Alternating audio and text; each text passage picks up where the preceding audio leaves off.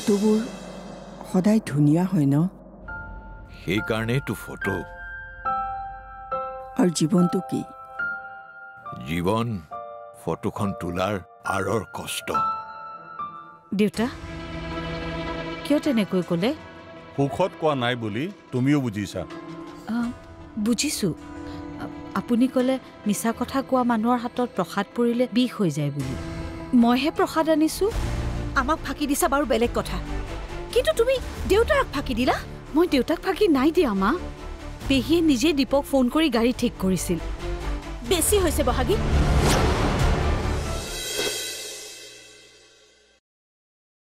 মা মই আহোঁ দিয়া, ফ্ৰেণ্ডছবোৰে মিলি চিনেমা চাওঁ। যা, বাই বাই।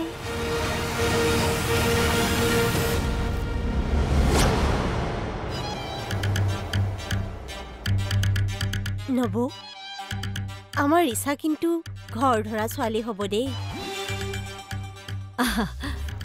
অন্তত বহাগীৰ নিচিনা মিছা ক'ব নাজানে তাই। পেহী একেটা কথাকে মই কিমান বাৰ ক'ম? মই একো মিছা কথা কোৱা নাই।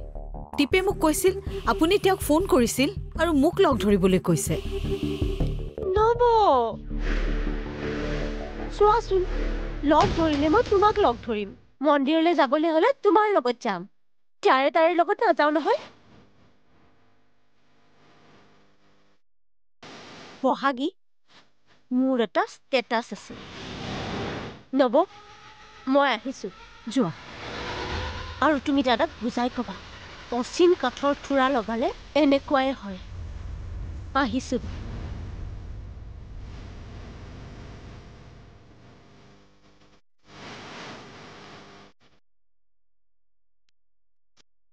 মা হ'ব।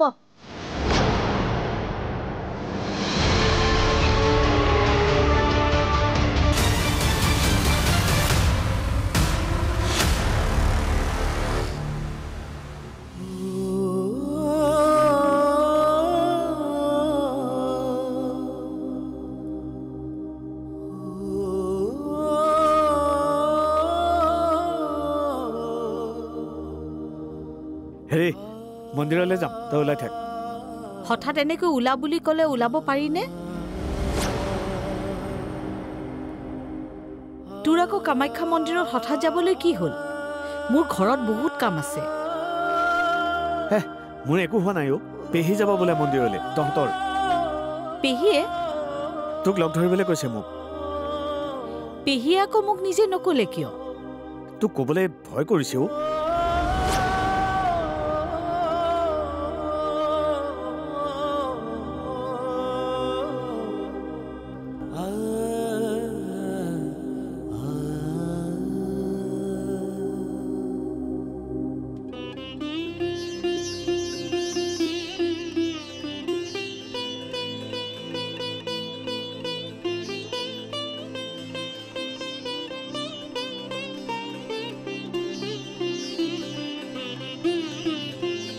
আৰে প্ৰীতি, জয়া, বোৱাৰী আহিছে। বহা না, ইয়াতে বহিবা নে সৰুমাৰ ৰুমত বহিবা? আহা। খুৰা, আপোনালোকৰ সৈতে মোৰ কথা অলপ আছিল।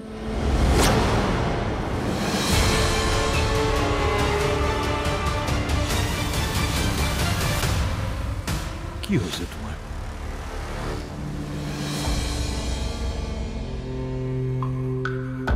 তোমাক চিন্তাত অহা যেন লাগিছে। কি হ'ল? মোক মাতিছিলে? প্ৰীতি? ওৱাই, মই আকৌ তোমাক ফোন কৰি মাতিম বুলিহে ভাবিছিলোঁ। ইয়াতে কিয় ৰৈ আছা? ব'লা ভিতৰলৈ যাওঁ, পাকঘৰত মোক সহায় কৰি দিবা। আৰু এতিয়াৰ পৰাই তুমি বোৱাৰীৰ দায়িত্ব পালন কৰিব লাগিব নহয়। আহা। ৰ'বা, প্ৰীতিৰ বোলে কিবা কথা আছে। পাকঘৰতে ক'ব। আপোনাক যিটো কাম কৰিবলৈ কৈছোঁ আপুনি সেইটো কৰি আহকগৈ, যাওক। মই তেনেহ'লে দেৰিকৈ আহিম, কাইলৈ আহিম দিয়ক। প্ৰীতি, কি হৈছে কোৱাচোন?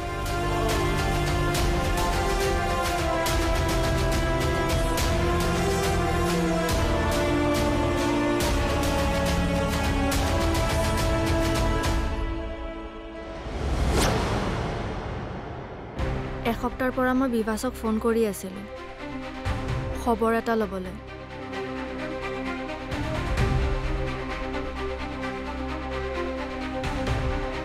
আজি ৰিচিভ কৰিলে। কিবা কৈছে? কিয় অশান্তি কৰি আছা বুলি কৈ বহুত খং কৰিলে।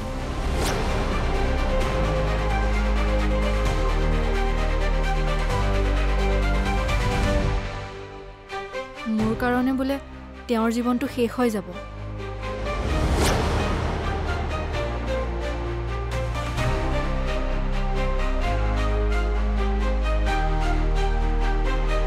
মই একোৱে ধৰিব পৰা নাই। দেউতাকো ক'ব নোৱাৰো এইবোৰ কথা।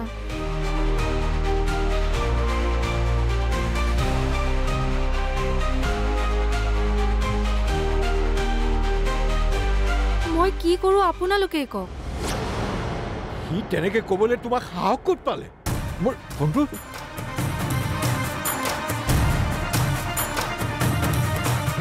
হেল্ল', ক'ত আছো তই? অফিচত। তই প্ৰীতিক তেনেকে কিয় ক'লি? সঁচাটো কৈছো, প্ৰীতি মোৰ লগত নিমিলিব দেউতা। আমি বিয়া হ'লে অসুখী হ'ম। শুনিছ নাই তই মই কি কৈছো? তই প্ৰীতিক তেনেকে কিয় ক'লি? দেউতা তাই মোৰ লগত নিমিলে, নুবুজা কিয়? কাৰ লগত মিলিব তোৰ? হে, হিন্দী মানুহৰ লগত? দেউতা শুন, তই ছুটি লৈ ঘৰলৈ আহ। তই চাকৰি ৰিজাইন দি হ'লেও ঘৰলৈ আহ। মুঠতে অহা সপ্তাহৰ ভিতৰত মই তোক ঘৰত পাব লাগিব। দেউতা,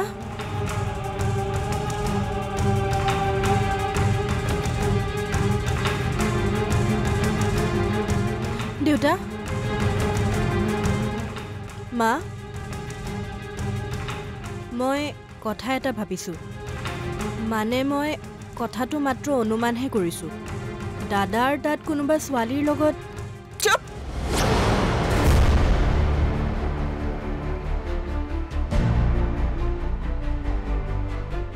আমাৰ ল'ৰাই আমাক কেতিয়াও ঠগিব নোৱাৰে।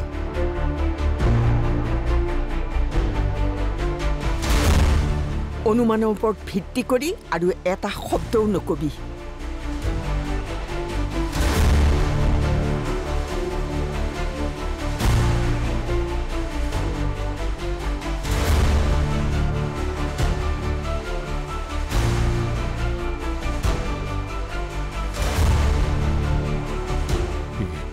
মোৰ সকলো সন্মান শেষ কৰিব মোৰ বন্ধুৰ আগত,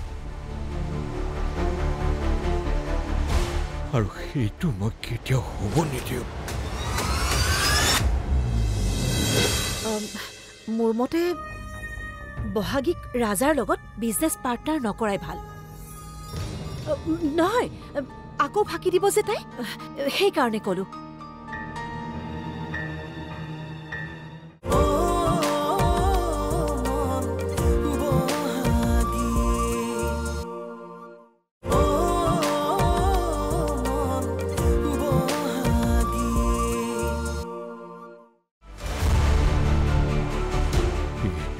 মোৰ সকলো সন্মান শেষ কৰিব মোৰ বন্ধুৰ আগত, আৰু সেইটো মই কেতিয়াও হ'ব নিদিওঁ।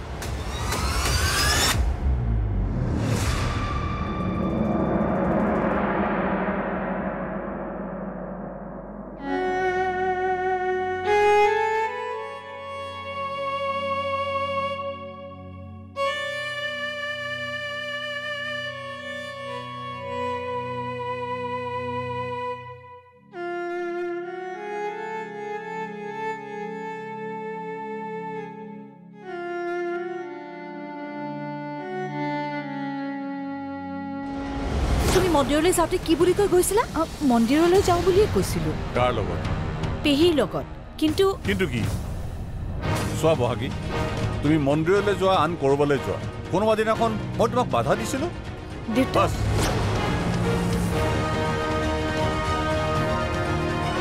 তই সদায় এনেকৈ হাঁহি থাকিবি, বুজিছ? আমাক ফাঁকি দিছা বাৰু বেলেগ কথা, কিন্তু তুমি দেউতাক ফাঁকি দিলা। মই দেউতাক ফাঁকি নাই দিয়া মা। পেহীয়ে নিজে দীপক ফোন কৰি গাড়ী ঠিক কৰিছিল। বেছি হৈছে বহাগী। হেৰি মন্দিৰলৈ যাম, তই ওলাই থাক। হঠাৎ এনেকৈ ওলা বুলি ক'লে ওলাব পাৰিনে? তোৰ আকৌ কামাখ্যা মন্দিৰত হঠাৎ যাবলৈ কি হ'ল? মোৰ ঘৰত বহুত কাম আছে। হে মোৰ একো হোৱা নাই অ'। পেহী যাব বোলে মন্দিৰলৈ, তহঁতৰ। পেহীয়ে?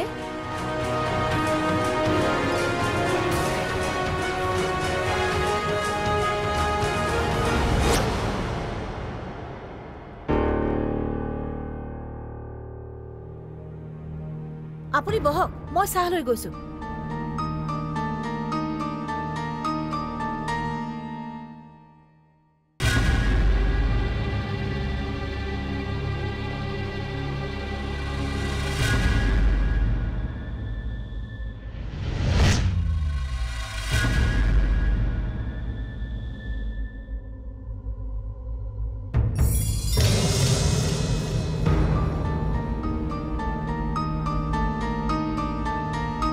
চাহকাপ খাই লওক।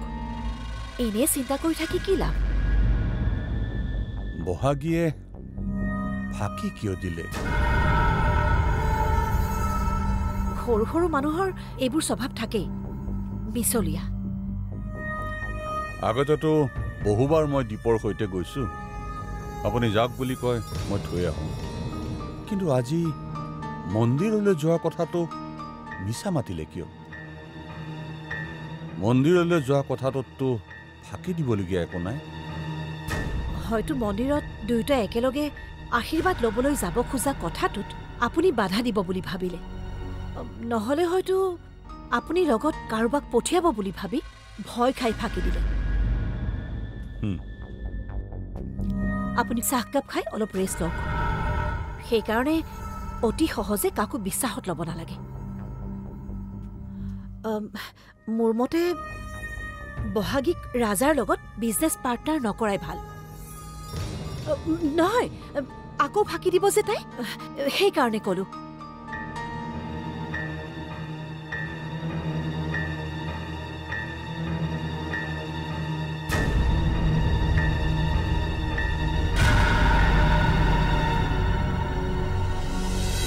আমি ভাবিছিলোঁ দেউতাই তাইক অবিশ্বাস কৰিলে কোম্পানীৰ গোটেই দায়িত্ব অকলে তই পাবি।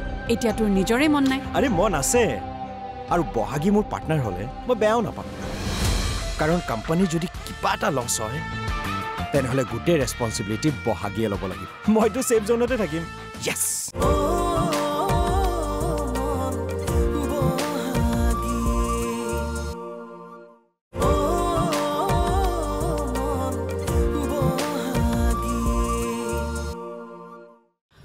নহয়, আকৌ ফাঁকি দিব যে তাই, সেইকাৰণে ক'লো।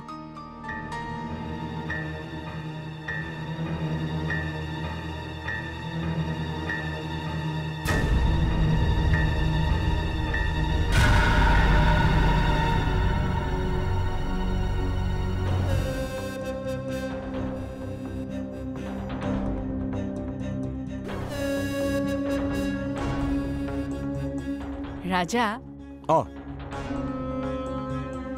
আজি জানো মই বিৰাট হেপী।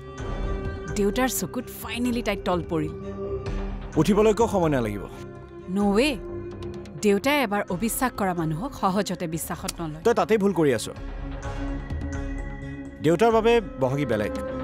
তাই ভুল কৰিছে নে শুদ্ধ কৰিছে এইখিনি যেতিয়ালৈকে দেউতাই নুখুচুৰে দেউতা শান্তিত নাথাকে। তই বৰ নিগেটিভ দেই। সঁচাইতো কৈছো। কি সঁচা কৈছ? আমি ভাবিছিলোঁ দেউতাই তাইক অবিশ্বাস কৰিলে কোম্পানীৰ গোটেই দায়িত্ব অকলে তই পাবি। এতিয়া তোৰ নিজৰে মন নাই। আৰে মন আছে, আৰু বহাগী মোৰ পাৰ্টনাৰ হ'লে মই বেয়াও নাপাম। কাৰণ কোম্পানীৰ যদি কিবা এটা লছ হয় তেনেহ'লে গোটেই ৰেছপনচিবিলিটি বহাগীয়ে ল'ব লাগিব। মইতো ছেফ জ'নতে থাকিম। য়েছ। তাৰ মানে তই অলৰেডি জানো যে কোম্পানী ডুবিব। আৰে বিজনেছত এনিথিং ইজ পচিবল। তোৰ লগত কোনে কথা পাতে? ৰাজা,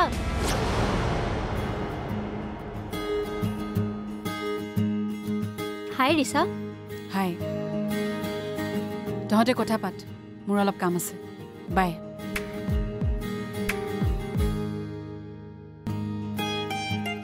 ৰাজা, ৰিছাই কিবা মোক বেয়া পাইছে নেকি? নে তুমি কিবা ক'লা? তাই খঙৰ একো লেখা জোখা নাই।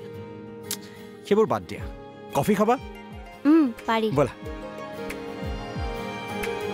তাতে আছা খবৰ এটা দিবলৈ ফোন কৰিলোঁ আজি বহাগীয়ে দেউতাক মিছা কথা কৈ মন্দিৰলৈ গৈছে মন্দিৰলৈ মিছা কথা কৈ কিয় গৈছে দীপক লগ ধৰিবলৈ তাক লগ কৰিবলৈ মন্দিৰলৈ যাব লগা হ'ল কিয় পেহী আৰু মায়ে দীপৰ লগত তাইৰ কিবা সম্পৰ্ক আছে বুলি সন্দেহ কৰিছে কি কোৱা যি হৈছে ভালে হৈছে দিয়া সোনকালে ডিভোৰ্চটো হ'ব বাই দ্য ৱে ইয়াৰ ৰিয়েকশ্যন কেনেকুৱা সেইটোৱেতো আচৰিত হৈছো অকল তেওঁৰে নহয় মাকৰো ব্যৱহাৰ একেই এতিয়ালৈ নৰ্মেলেই আছে কোৱা নাই চাগে হ'ব দিয়া মুঠতে আমি এক হ'বলৈ আৰু বেছি দিন নাই এইটো কনফাৰ্ম মনটো ভাল লাগি আছে বুজিছা সেইকাৰণে এনেই অলপ ওলাই আহিছোঁ miss you I miss you two